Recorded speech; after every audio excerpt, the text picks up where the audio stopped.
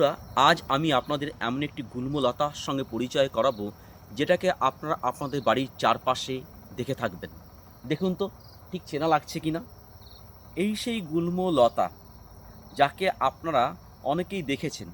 একে বলা হয় রাবণলতা। কেন রাবণলতা বলা হয়?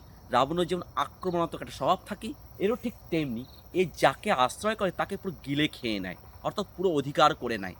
তবে এটি কিন্তু ভেষজ গুণে সমৃদ্ধ একটি গুল্মলতা। কি আছে এর মধ্যে? এর মধ্যে আছে প্রোটিন আছে, ভিটামিন আছে, ফ্যাট আছে, ক্যালসিয়াম আছে, কার্বোহাইড্রেট আছে। তাহলে দেখুন, এর কত কিছু আছে এর মধ্যে।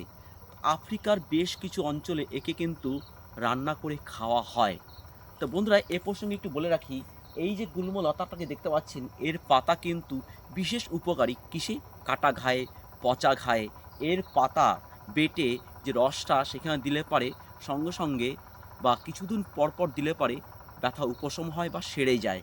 তো এ প্রসঙ্গে আরেকটু বলে রাখি, যাদের বাতের সমস্যা আছে, ফুলে যায়, তারা যদি এই পাতা বেটে সেই রসটা গরম করে সেখানে মালিশ করতে পারে বা প্রলেপ দিতে পারে, তাহলে সেটারও উপশম হয়।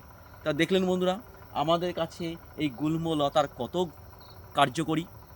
ব্যবহার না জানলে পারে আমরা একে আগাছা মনে করব। ধন্যবাদ বন্ধুরা, ভালো থাকবেন, সুস্থ থাকবেন।